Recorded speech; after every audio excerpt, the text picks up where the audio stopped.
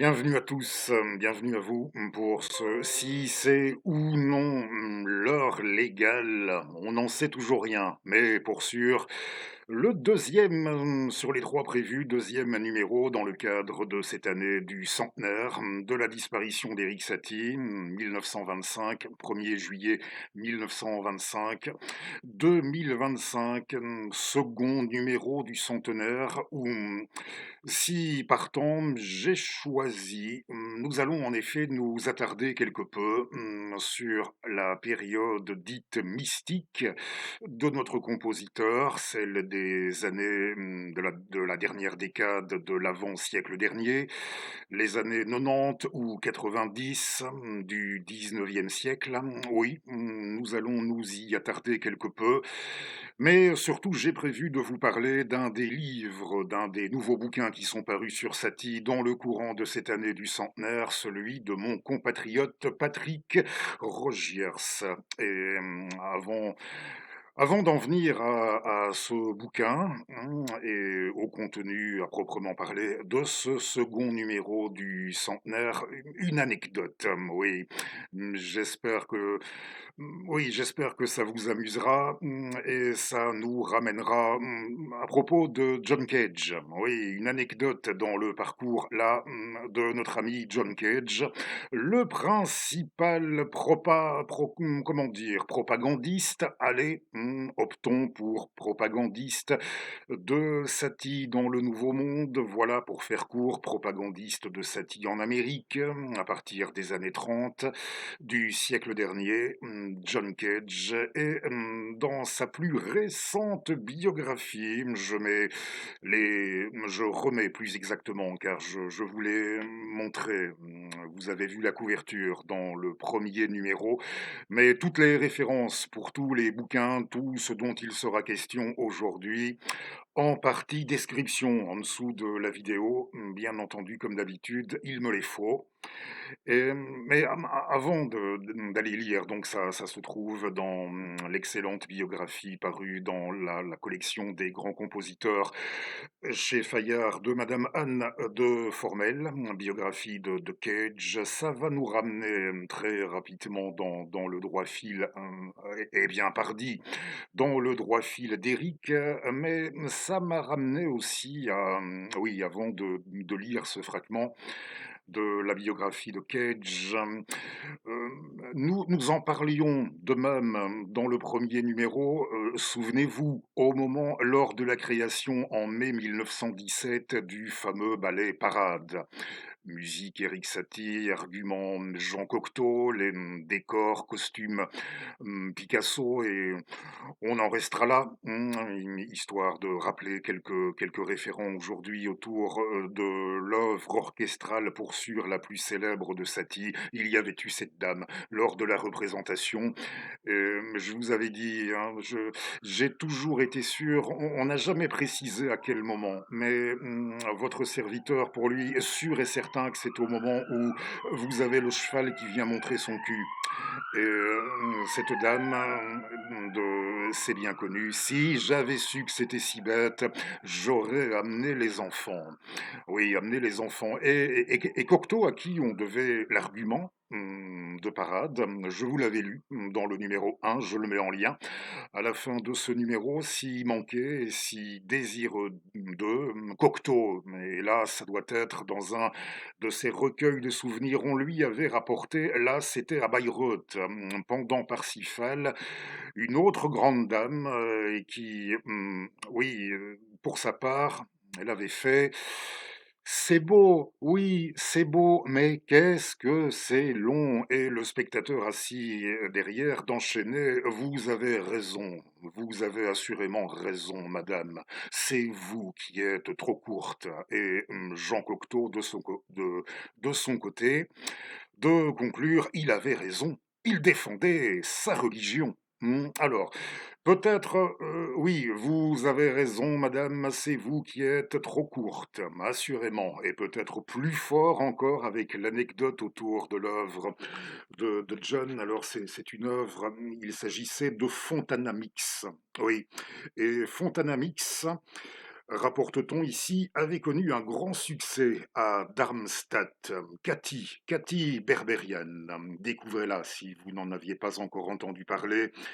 Une des meilleures chanteuses d'opéra de son temps, beaucoup disparue beaucoup trop tôt, dans les années 1980. Cathy Berberian, qui a pas mal travaillé avec des compositeurs d'avant-garde, contemporains, si vous préférez, contemporains d'elle. Cathy Berberian était vraiment incroyable en violet, habillée en violet, et elle a royalement diverti l'assistance. Pas de perturbation au-delà de l'excitation générale, comme dans les films, rapportait John Cage, pendant l'exécution de Fontana Mix, sauf une provenant de la moitié arrière de la salle. Une dame s'est levée, encore une dame, pardon peut-être, on ne le fait pas exprès.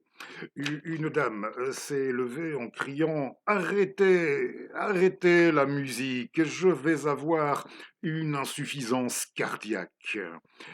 Elle a été calmée par un monsieur qui s'est exclamé: Ah, c'est la sélection naturelle, madame. Voilà, plus fort peut-être encore que vous avez raison, c'est vous qui êtes trop courte. John Cage, hein, qui a beaucoup fait pour permettre non seulement à ses compatriotes, mais à beaucoup de terriens. Dans l'ensemble, il est à la base, tout de même, de la passion de beaucoup d'entre nous, aussi, entre autres, parmi d'autres, dans cette manière dont nous avons été. Ce ne fut pas mon cas, j'ai découvert Cage bien après Satie, je dois dire, mais il a beaucoup fait pour ça. C'est sûr, et j'aurai l'occasion dans le troisième numéro de vous recommander quelques œuvres de Cage où l'on sent, oui, plus que l'empreinte du maître d'Arcueil. On fera ça, promis, dans le troisième numéro. Aujourd'hui, je pense qu'on n'aura pas le temps. Cage qui disait encore que ça lui arrivait, mettons dans oui, lorsqu'il composait un texte de présentation, dans un livret de présentation, une sorte de catalogue qu'on pouvait distribuer aux spectateurs avant l'exécution des œuvres. Une fois comme ça, il avait rédigé, si je résume en gros, si tu viens avec l'intention ferme d'arriver à quelque chose, comprenez, comme d'arriver à quelque chose dans la vie, alors surtout en cours de route, ne te retiens pas si tu dois partir. Oh, que c'est choquant, me dira-t-on, à l'heure de l'exaltation de la figure du parfait. Hein, et nous n'avons pas du tout l'intention d'entrer en lice pour ça, mais à l'heure de l'exaltation du parfait self-YouTuber, oui, du self-YouTuber Medman, de rapporter ce genre d'histoire où on insinue qu'il n'est pas nécessaire de se donner un but dans l'existence. Notez, ne pas en avoir, c'est déjà en avoir un, ne serait-ce que ne pas avoir de but sur le plan intellectuel, philosophique, spirituel, ne serait-ce que sur ces plans-là, ne pas avoir de but, c'est déjà s'en donner un d'une certaine manière, et ça rappelle le russe, le poète russe en passant, hein, Evgeny Yevtuchenko, un de ses plus célèbres poèmes à lui, Ma carrière, une carrière mise en musique, celui-là par Shostakovich dans sa 13e. Une carrière, ma carrière à moi, n'en faire aucune. Je pense bien que dans Eric Satie, dans la foulée de John Cage, aurait assez approuvé, mais que c'est choquant, bien sûr, d'insinuer ce genre de choses par les temps où nous sommes. Hein. Et oui, à l'heure de l'exaltation du self-made, du self-YouTuber, Metman, Mmh, bien fait tout seul, en ayant recours, sollicitant ou non pour penser à sa place, ChatGPT, l'intelligence artificielle et ce n'est un secret pour personne et pour sûr, si vous vous êtes déjà intéressé ne serait-ce qu'un petit peu à Satie, au monde d'Éric Satie, la machine l'a toujours fasciné. Il a été l'un des premiers à introduire, c'était dans Parade en 17, à introduire des bruits,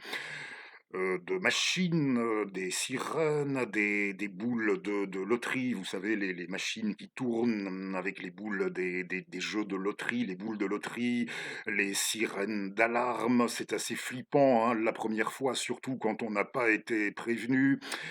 Et là, il devait connaître pas mal, nous ne dirons pas de plagiaires, mais d'imitateurs, hein, d'émules qui reprendront son concept.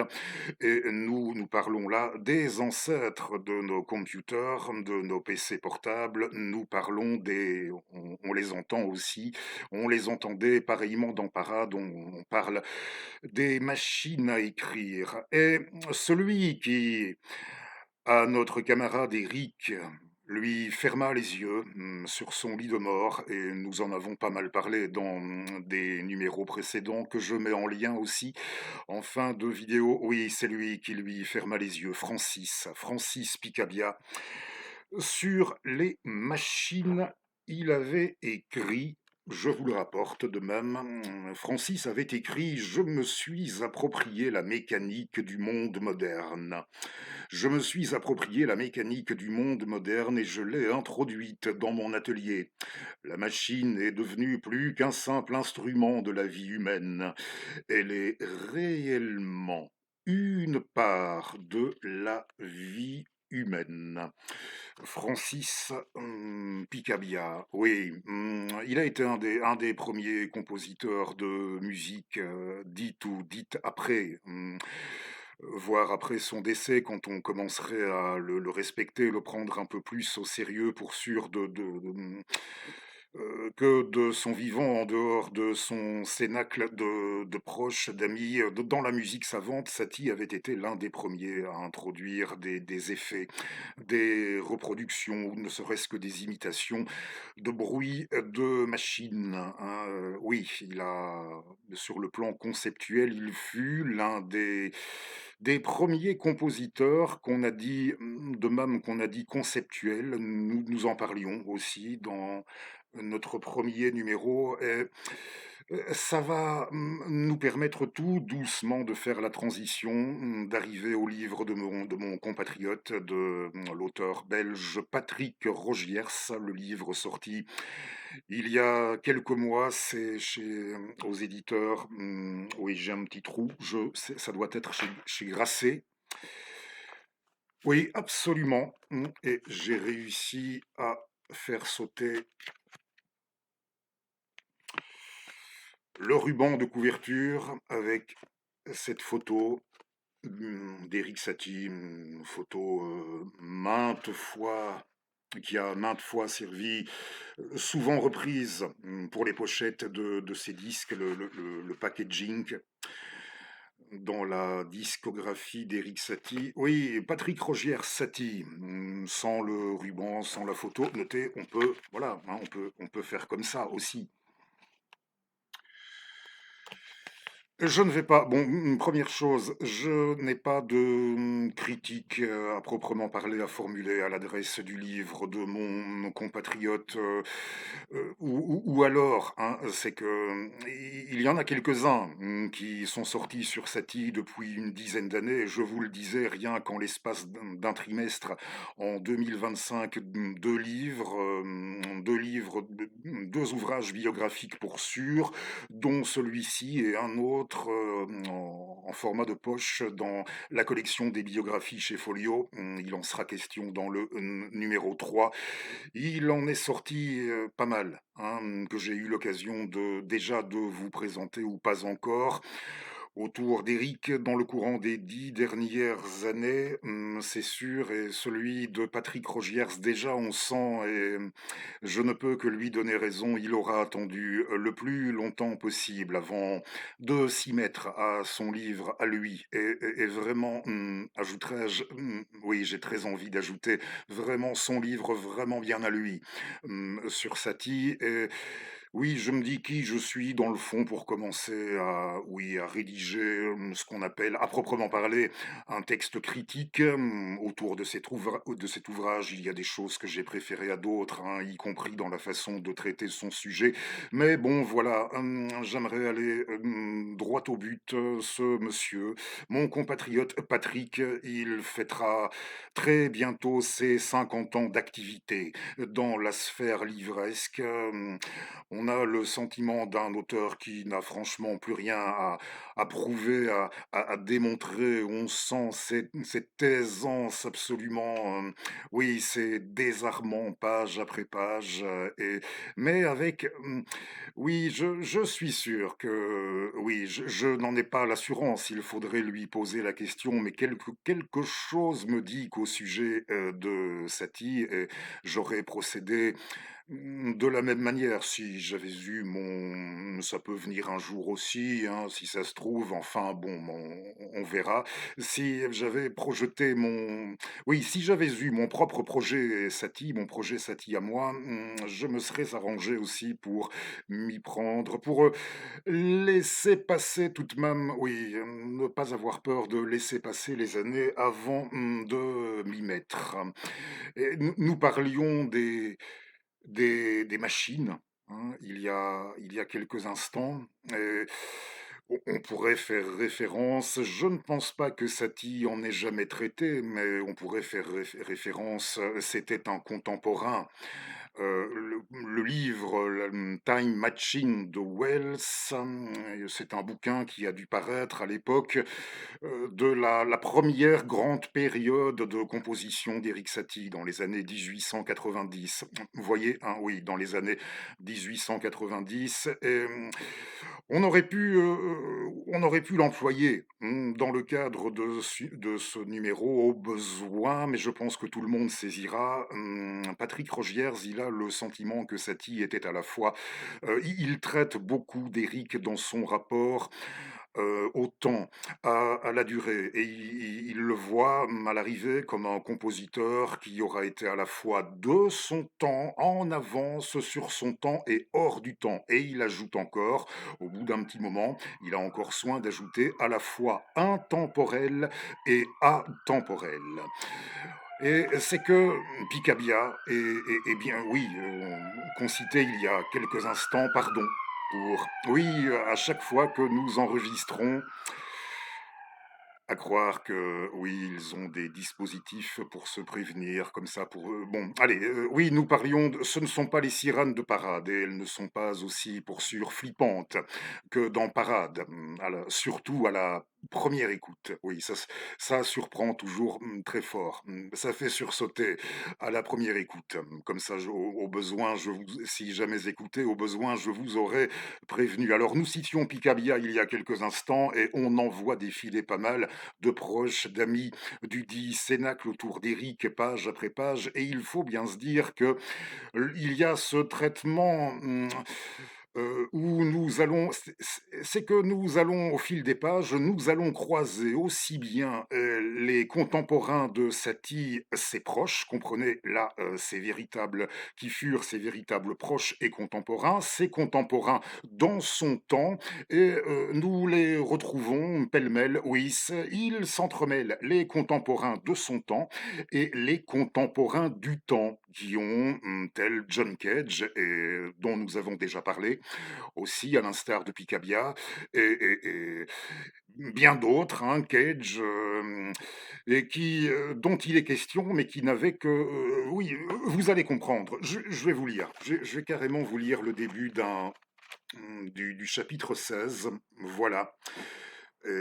On est déjà proche de la fin. Satie est à l'hôpital Saint-Joseph à Paris et on nous dit Derain, Braque et Marcel, Picasso et Olga, Picabia, Hallé, Milo et Madeleine, Debussy, Cage, Sandrars et Brancusi, auxquels s'étaient joints Auric et Honegger, entraient dans la chambre à reculons, entouraient Satie. Le chapitre 16 commence comme ça. Mais aux abords de la mort, ils étaient tous là, ceux qui étaient de son époque et ceux qui appartenaient au temps. Voilà, ceux qui appartenaient au temps qu'il n'avait pas connu et qui étaient aussi ses amis, car l'art ne connaît pas de limite dans le temps. Satie les accueillait un par un avec gentillesse, il les recevait à bras ouverts, comme il n'avait pu le faire à Arcueil. Voyez, alors, qui aurait réellement pu, comme contemporain réel, qui aurait réellement pu se trouver là en présence effective? Derain, après vérification, Derain, oui. Braque et son épouse, oui. Tout comme Picasso et Olga, oui. Picabia, bien sûr. Alphonse Allais, non. Il était mort depuis 20 ans déjà, en 1905. Milo et Madeleine, bien entendu.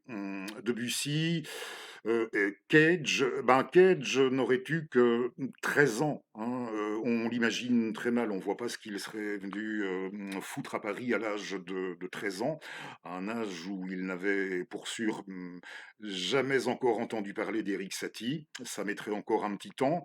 Alors Cage, pas possible. Voilà, lui, il fait partie de ce qu'on pourra appeler à la lecture les personnages, allez, mettons, oui, les personnages spectraux, les spectres autour d'Éric Satie.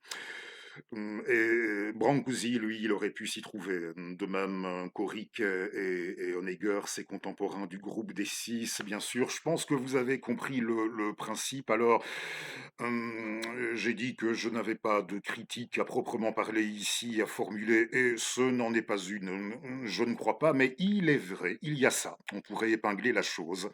À toute fin utile, si vous souhaitez faire lecture du livre de mon compat, il y a ça, il est vrai. Si vous n'avez pas encore acquis une connaissance assez bonne du parcours et de l'œuvre d'Éric Satie et de ses contemporains, du petit monde qui l'entourait, ce ne sera peut-être pas évident, à moins d'aller vérifier, comme moi aussi j'ai dû le faire pour certains, à certains moments, pour certaines personnalités où je n'étais pas sûr. Donc vous voyez, et même pour quelqu'un qui, entre guillemets, a quelques heures de vol dans le monde de Satie, hein, vous voyez, même pour moi. Donc, si vous n'avez pas encore approché ce monde-là, euh, ce ne sera pas évident d'arriver à distinguer les spectres des autres. Je pense que c'est clair et net pour ça. Alors, je vais vous lire, oui, nous parlons de spectres et je vais vous lire le passage, à mon avis, le plus émouvant de l'ouvrage. Là, vous allez tout de suite, inutile de préciser, vous allez bon, nous étions à l'hôpital il y a quelques instants, vous allez tout, c'est peu de temps après, vous allez deviner où nous sommes, si, rien qu'avec le début. Autre fragment du livre de Patrick, s'était alors jointe au cortège. En chemise de nuit, la mère de Satie, qui donnait l'impression de flotter dans l'air en glissant sur le sol. Elle ressemblait à l'égérie de la toile de Courbet, décédée à la tour de Pels, près de Vevey en Suisse, à 58 ans, un an de moins que Satie. La toilette de la mort, dite autrefois la toilette de la mariée. Cette jeune femme, d'abord représentée nue, autour de laquelle s'affairaient des servantes qui l'habillaient, la coiffaient, la maquillaient, faisait aussi le lit, tendait les draps, dressait la table, n'était pas une innocente mariée. N'était pas une innocente mariée qu'on préparait pour la noce, mais une juvénile défunte tenant un miroir dans les bras. On faisait sa toilette avant de l'étaler sur sa couche et de mettre la table du repas funéraire. La jeune trépassée, affalée sur un siège, contemplait une dernière fois son faciès fardé pour l'ultime mascarade. Satie. Satie avait reconnu en elle Jane Leslie. Non pas Jeanne Leslie, Jane Leslie, sa mère morte quand il avait 6 ans et qu'il n'avait jamais entendu chanter ni jouer du piano. Parmi les femmes de chambre en robe blanche qui l'entouraient figuraient ses sœurs Diane, qui n'avait vécu que quelques mois, Diane, et Olga, qu'il n'avait plus revue depuis son arrivée à Paris et qui portait le même prénom que la dernière femme de Picabia, épousée en 1940. Satie Blotti, dans sa boîte de sapin, était ému jusqu'aux larmes. Ils n'étaient plus séparés par le temps. La mort les réunissait comme elle les avait éloignés avant et ils vivaient dans le même monde à présent. Tous deux étaient sortis de leur tracas, sacrés soucis, et ils n'en croyaient pas à leurs yeux, de se revoir après une aussi longue séparation. Et là, je vous lis encore, j'essaie de faire de mon mieux, ce petit dialogue entre elle et lui. Maman, tu n'es pas morte? Si, je suis une morte vivante. Ça fait longtemps qu'on ne s'est pas vu. Tu m'as beaucoup manqué. Que fais-tu là? Je suis venu pour toi. Je ne savais pas que tu viendrais. Pourquoi? Tu ne m'avais rien promis. Je suis là maintenant. Il n'est jamais trop tard. Je t'ai apporté des mouchoirs. Oh, je n'en demandais pas tant. Tu en auras toujours besoin. Et ils s'étaient jetés dans les bras l'un de l'autre, comme ils ne l'avaient pas fait avant. Elle avait rajeuni depuis le temps et le couvait de ses yeux, vert d'eau, aussi doux qu'une caresse et plein de nuances. Tu as mauvaise mine, dit-elle encore. Tu as mauvaise mine, mon chéri. C'est le manque d'exercice. Es-tu heureux ou triste? Aucun des deux. Pourquoi, dis-moi? Je suis mort. On s'habitue, n'y pense plus. Alors, je peux encore vous, oui, je vais encore vous lire un autre fragment. C'est que, et là, ça nous permettra de faire la transition avec cette séquence que j'aimerais bien consacrer avant de clôturer à l'ésotérique Satie, le Satie mystique des 90. Oui. Alors, cet autre fragment me semble tout à fait indiqué. Vous allez saisir, là encore, je l'espère, par rapport à notre transition ici. Voilà, pardonnez-moi de vous faire patienter quelques instants. Oui, ben non, non, j'ai pas paumé ma page. Je vais la retrouver. C'est dans la quatrième. Oh là là, je suis franchement désolé. Hmm. Je ne sais pas. Non, mais c'est dans notre chapitre 16. C'est la fin du chapitre 16 Satie. Voilà, franchement navré. Satie était le maître de la durée. Oui, par rapport à la question du temps. Satie était le maître de la durée et un compositeur qui produit à une époque où dans l'histoire de la musique, de fait, on commence à soigner un peu plus, à s'intéresser de plus près, oui, à soigner de plus près aux petits oignons, allez savoir, hein, pour employer à notre manière un langage farfelu, mais sans être à la hauteur d'Éric ou ésotérique Satie, comme on voudra soigner aux petits oignons les 4 paramètres du son: timbre, hauteur, intensité et, bien entendu, durée. Alors, Satie était le maître de la durée. Et il se réjouissait de savoir que Cage et Glass, Cage et Glass, Philippe Glass, que John Cage et Philippe Glass marchaient sur ses traces dans le traitement de la durée et la temporalité de la musique. Le temps était leur langage commun. Cage avait opté pour la recherche et la découverte incessante, oui, la découverte incessante de nouvelles sonorités et l'arythmomanie de Satie, perçue erronément comme l'effet d'une manie, était un principe formel, la répétition à satiété d'un même motif, repris sans cesse, jusqu'à saturation, satiration.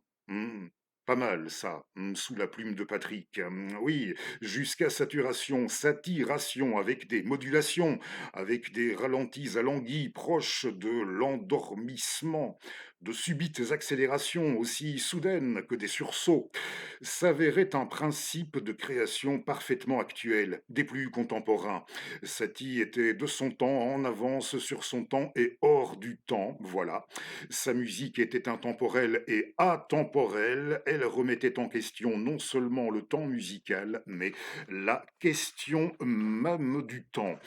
Et c'est que, oui, dans le droit fil, toujours, il me semble, avant de passer pour, allez, on va s'arrêter à cette formule pour la transition avant de passer pour un pionnier, mais pas un peu, hein, comprenez.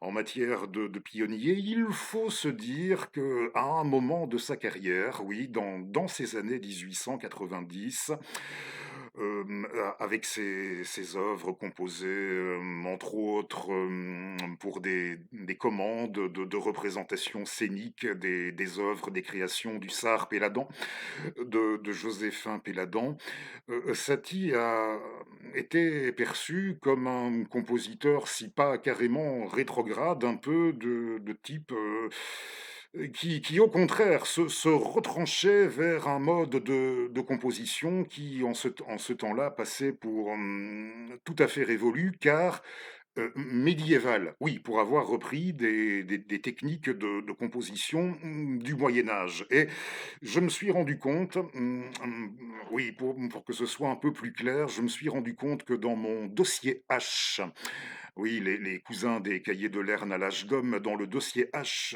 sur Péladon, il y avait tout un article, je me suis souvenu qu'il y avait tout un article sur les collaborations Satie et Péladan dans les années 1890. Alors là, on ne va pas reproduire la même maladresse. Oui, nous sommes à la bonne page, en effet.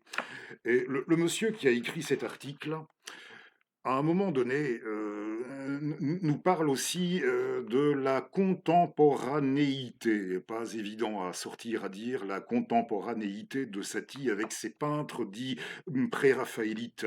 Pour qui connaît un peu la destinée de Satie, la parenté avec la démarche des pré-raphaélites, dit l'auteur de l'article dans le dossier, apparaît évidente, car c'est en effet mu par une même révolte face à l'académisme rigoureux qui sévissaient à leur époque, que les uns reviendront à la peinture du Quattrocento pour y retrouver une certaine fraîcheur, tandis que Satie s'inspirera du plein chant, oui, du plein chant et de l'antiphonie, antiphonie médiévale, pour en extraire ses premières ogives. Procédé qui, il importe de le souligner, passait à l'époque non seulement pour de l'archaïsme infantile, hein, et écoutez bien, non seulement pour de l'archaïsme infantile, mais surtout pour un signe inquiétant de troubles mentaux, comme ne manquera pas de le faire remarquer à l'époque Chausson à Debussy.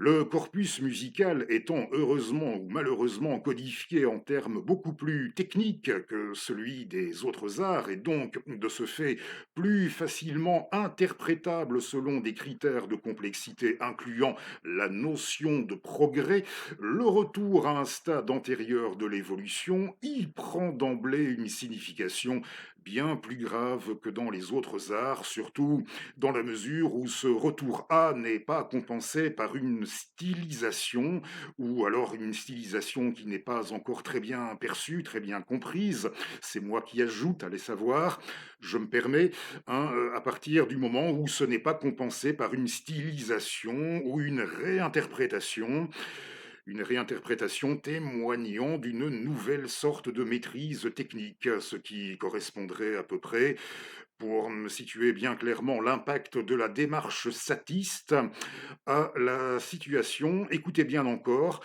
à la situation d'un homme qui aurait renoncé ou qui renoncerait aujourd'hui délibérément à l'électricité et à l'eau courante.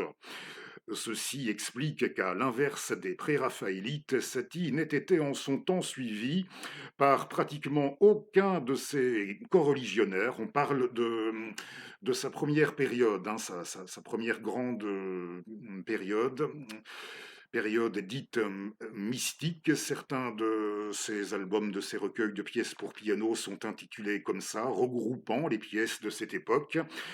Et notre auteur disait: «Ceci explique qu'à l'inverse des pré-raphaélites, Satie n'ait été en son temps suivi par pratiquement non, il n'a été suivi par pratiquement aucun de ses coreligionnaires alors, dans ces années-là, si l'on accepte quelques musiciens mineurs dont les noms ont disparu de, toutes les mémoires». C'est là qu'il ne faut pas avoir peur de s'inscrire en porte-à-faux contre. Oui, on rencontre encore ce type d'appréciation. À chaque fois que de son vivant, il a été amené à faire parler de lui, c'était si pas dans l'ombre d'une grosse pointure médiatique, parce que celle-ci, de grosse pointure médiatique d'alors, avait fait appel à lui pour une collaboration, ce qui avait et certains s'étaient empressés de déduire que sans eux, sans un Péladan, sans un Diaghilev, sans un Cocteau, hein, Satie, d'autres encore, Satie, son nom ne serait jamais passé à la postérité, hein. Il ne faut pas hésiter à s'inscrire en porte-à-faux contre ceci. C'est beaucoup plus complexe et vous aurez l'occasion de vous en rendre compte, notamment à la lecture du livre de Patrick. Et revenons encore un petit peu à dans notre dossier H de Péladan sur la collaboration Péladan-Satie. On nous dit que Satie, il avait lu et apprécié les livres en tout cas les premiers livres publiés par Joséphin Péladan quand il avait fait sa connaissance, et il avait des goûts un peu similaires en matière de peinture et une même attirance pour le Moyen Âge.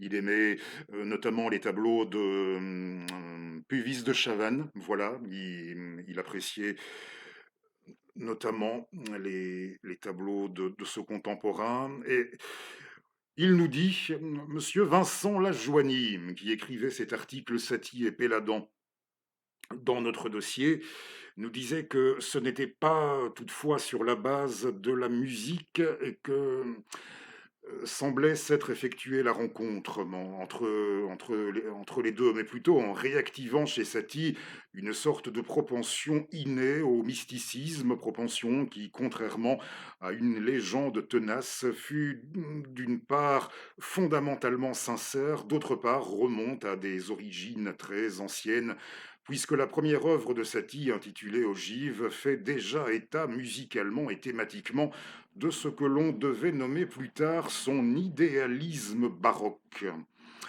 À l'époque, soit en 1885, Satie, qui traversait sa première crise de religiosité aiguë, se consacrait uniquement à deux activités. Oui, en effet, il y avait la contemplation des vitraux de Notre-Dame de Paris. Il y avait ça, et oui, la contemplation des vitraux et l'examen des manuscrits médiévaux conservés à la Bibliothèque nationale, qui absorbait alors tout son temps libre. L'examen de ces manuscrits. Cette période fut, il est vrai, de courte durée, et l'on connaît généralement beaucoup mieux celle qui s'étend de 1886 à 90, durant laquelle Satie a, pour ainsi dire, assis sa réputation posthume à l'aide des gymnopédies et des Cnosiennes, qui comptent effectivement aujourd'hui parmi les pièces les plus populaires du répertoire pianistique. À l'époque où naquirent ces œuvres, Notre-Dame et la Bibliothèque nationale semblent donc avoir définitivement cédé la place au chat noir, au cabaret du chat noir, ainsi qu'aux divers satellites de la butte Montmartre, où Satie passe le plus clair de son temps en compagnie de gens réunis en d'étranges corporations. On aura l'occasion de les retrouver. Et puis viendra la collaboration avec Péladan, pas bien longue en vérité, qui ne s'étendra pas plus loin, 4 œuvres fournies au total mais particulièrement intéressantes à découvrir. Allez les découvrir si pas encore fait au besoin. Oui, il y a le prélude de la porte héroïque du ciel, le fils des étoiles, pour la rose, oui, les 2 pièces dites Rose-Croix.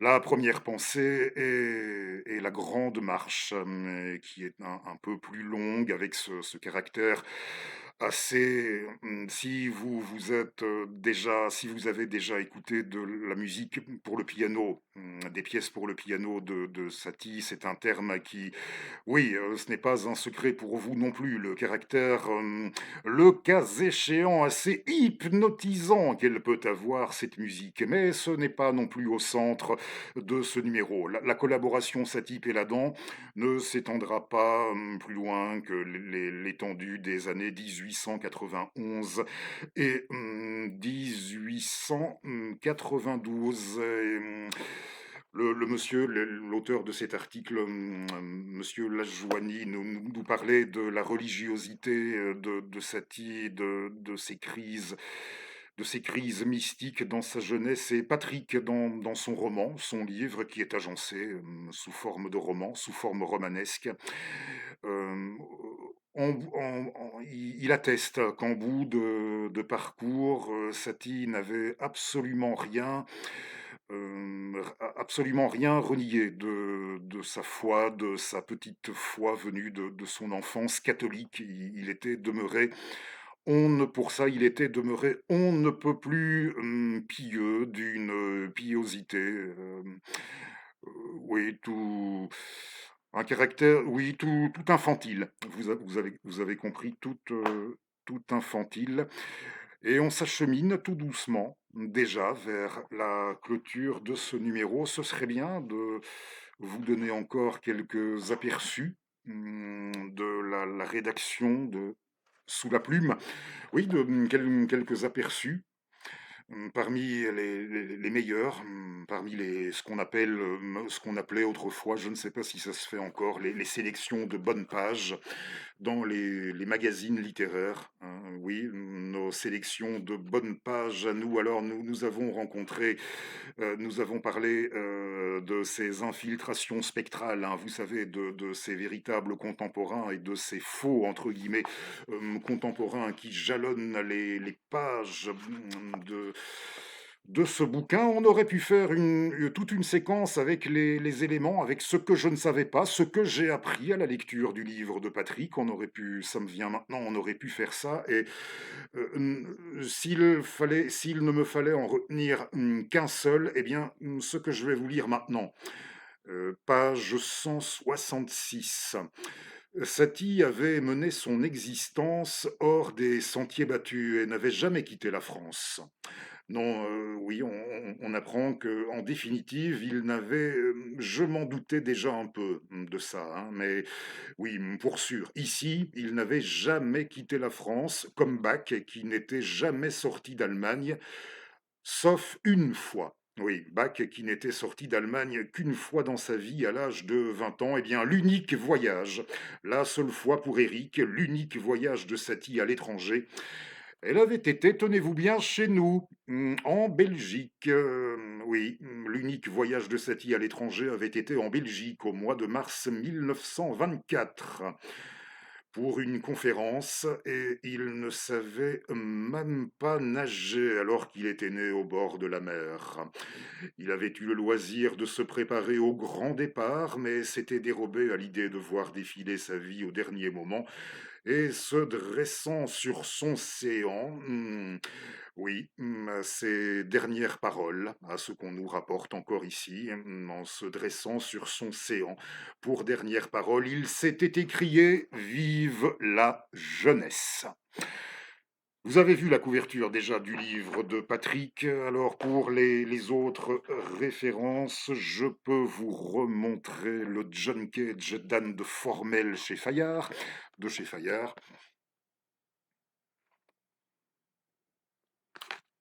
La plus récente et sans doute la plus complète parmi les récentes pour sûr de John dans cette collection des grands compositeurs qui, n'est pas oui, pour ce qui est du prix, je sais.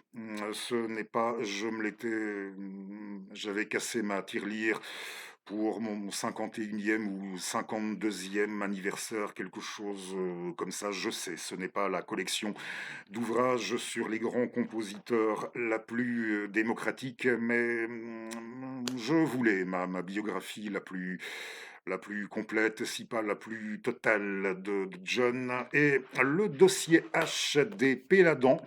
Oui, car on nous parle, la majeure partie de l'ouvrage traite de Joséphin et de son œuvre, mais il y est question aussi de son paternel, journaliste, monarchiste, légitimiste, Adrien père, et il y est question encore de son frère, disparu assez jeune, qui s'était très largement consacré, qui s'était consacré notamment à l'homéopathie, Adrien Péladan, frère. Je vous montre, c'est Joséphin en couverture. Ils étaient de Lyon. C'était une famille, déjà, avant que Joséphin ne fît son irruption sur le marché littéraire, de son temps, sur la scène médiatique de son temps. On nous dit que c'était déjà les Péladans, une famille honorable, une famille, respectée, de la ville de Lyon en France, les Péladans, hein. Donc vous en avez trois. Nous ne dirons pas trois pour le prix d'un. À l'âge d'homme, dans ce dossier H assez extraordinaire et qui, oui, c'est une véritable mine d'or pour ce qui est de vous concocter, si les dieux prêtent vie à notre funeste frette dans les mois, dans les années à venir, une véritable mine d'or pour vous constituer d'autres numéros, d'autres séquences, voire, oui, d'autres numéros. Je pense que c'est tout au sujet des bouquins. Ah, encore un. Oui, bah oui, tant qu'à faire. Je vous ai montré le plus récent, à ma connaissance, et pour sûr le plus complet sur John Cage. Le plus récent ici, sorti sur Picabia. C'est là, contrairement à la collection des pour collection, celle des grands compositeurs de Fayard, c'est une collection à des prix très bas, très démocratiques pour découvrir la peinture. Et c'est vrai que je me lasse très vite d'investiguer sur les peintres, de regarder, d'admirer des tableaux sur la toile. Je préfère nettement l'ancienne formule des bouquins, et l'éditeur, je le mets. C'est ce qui est bien, c'est que c'est bilingue. Oui, vous avez français et anglais, et en vis-à-vis de chaque œuvre, de chaque tableau, une citation ou un texte de souvenir, de mémoire, d'évocation de l'artiste lui-même, en vis-à-vis de chaque tableau, bilingue, français, anglais, comme ça, en somme. Vous voyez, donc, en vis-à-vis, je mets le nom de pardonnez-moi, je l'ai oublié, et c'est pas ça n'apparaît pas. À moins c'est parole d'artiste, voilà. Parole, pardon si je ne suis pas vraiment au top pour ce qui est de vous soigner ça dans le détail, dans les précisions, mais bon, je ne sais pas si c'est franc, dites-le moi au besoin, mais je ne pense pas que ce soit à proprement parler dramatique. Oui, très jolie collection à des prix très accessibles pour découvrir la peinture, les grands artistes. Parole d'artiste, et un des derniers sortis sur Francis.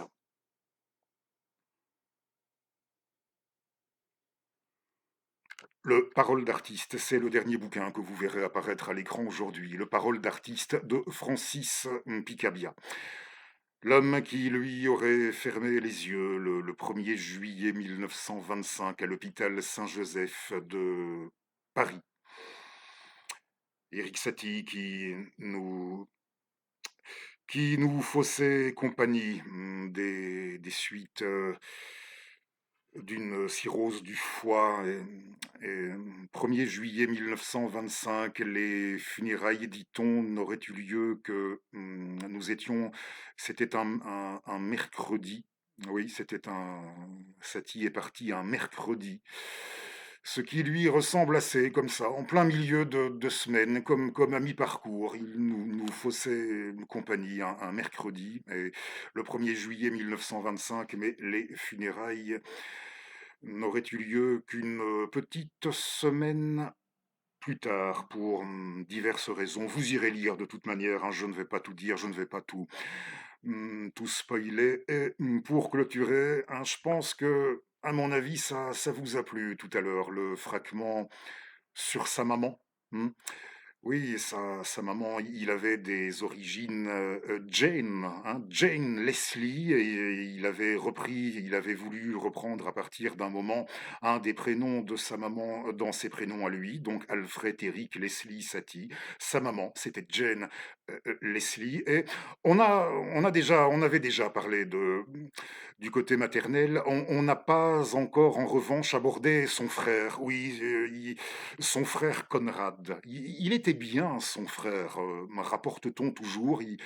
C'était un mec très bien. Il paraît très, très chouette.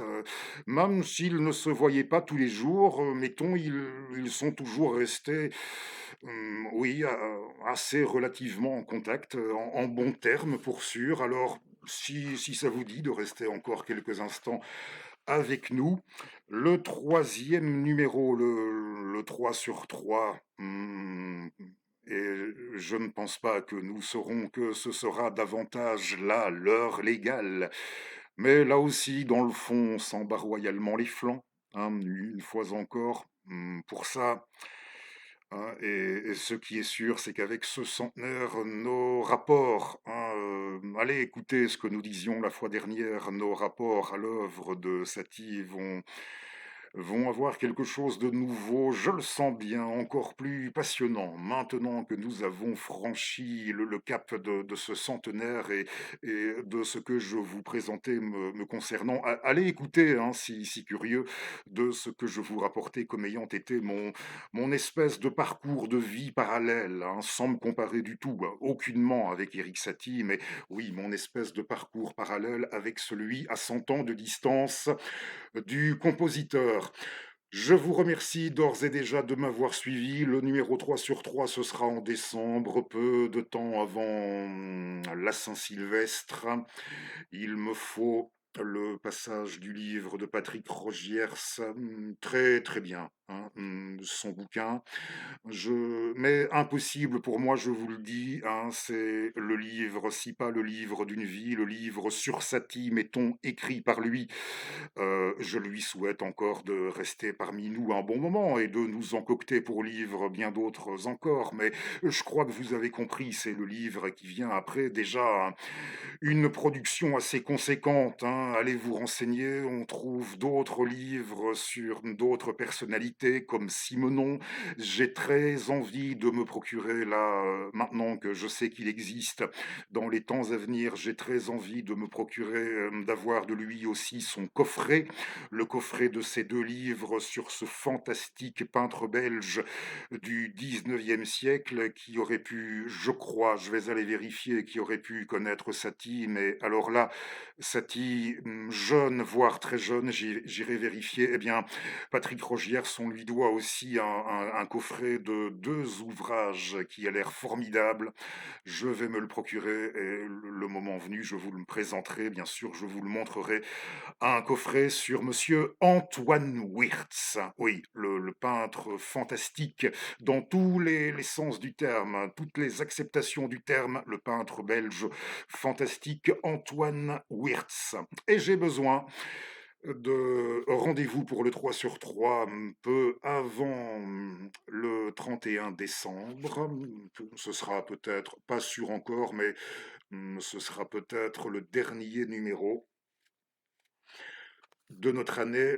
Alors, le texte sur Conrad, oui, il s'appelait Conrad, son frère. Vous voyez, on restait dans les prénoms à consonance assez assez nordique, on aimait bien ça, dans la famille. Seul était absent le jour, des obsèques, funérailles, seul était absent Conrad. Non, Conrad, n'était pas là. Il était pris par ses activités et touché par un deuil, un deuil récent qui l'avait ébranlé, son épouse. Oui, il avait perdu son épouse. Marie-Eugène était décédée un an plus tôt, le 24 janvier 1924, soit, petite parenthèse, 3 jours après la mort de Lénine. Satie s'était inscrit au moment du congrès de Tours au Parti communiste français, au PCF, et ses véritables contemporains, là, étaient unanimes sur ce. C'est la seule fois où il l'avait vu pleurer en public, où on avait vu Éric Satie publiquement verser des larmes après avoir appris la mort de Vladimir Ilitch le 21 janvier 1924. Et 3 jours plus tard, sa belle-sœur, oui, sa belle-sœur disparaissait. Alors revenons à Conrad, après cette parenthèse sur Vlad, après notre parenthèse bolchevique. On y reviendra dans le troisième à ça, assez bien. Oui, injoignable, il ne savait rien des ennuis de santé de son frère et Conrad avait appris avec retard la disparition d'Éric par la presse. Quand il est trop tard, plus rien ne presse. Il était arrivé comme les carabiniers d'Offenbach et avait remis à Suzanne Valadon un gros paquet de lettres qui lui étaient destinées. Il était soulagé de les apporter à sa destinataire. Satie, par pudeur, ne les avait pas expédiées, car il était persuadé qu'elle les aurait brûlés après les avoir lus. Suzanne les avait serrés contre son cœur après les avoir noyés de baisers. Satie en aurait pleuré de bonheur. Cela n'avait plus de sens à présent. Lorsqu'on avait enfin pu pénétrer dans l'antre d'Arcueil, Conrad avait entassé dans une valise. Oui, là, et on rapporte que tous ceux qui sont rentrés, ils n'étaient pas légion, mais ils étaient un petit groupe.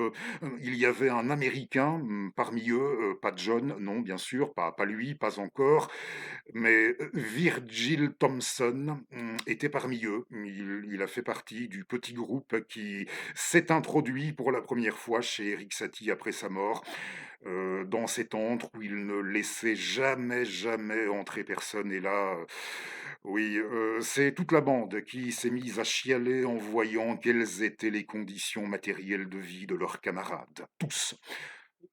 Ce fut unanime, une fois sur les lieux.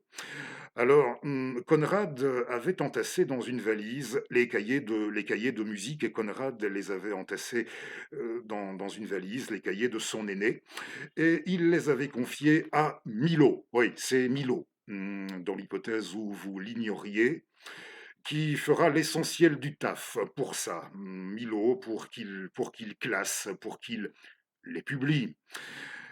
Ainsi, Darius, recevant l'intégralité des carnets retrouvés et sauvés pour la postérité, comme Max Brod.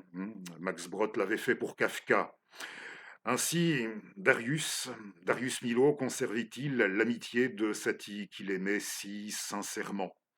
Conrad avait été pour son frère l'égal de Théo pour Vincent. Il avait veillé sur lui comme l'atteste leur copieuse correspondance.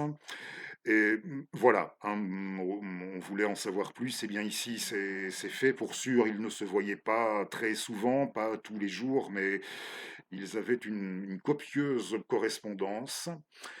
Hein, il avait veillé sur lui, comme l'atteste cette correspondance, et avait été son marchand qui écoulait ses toiles quand l'occasion se présentait.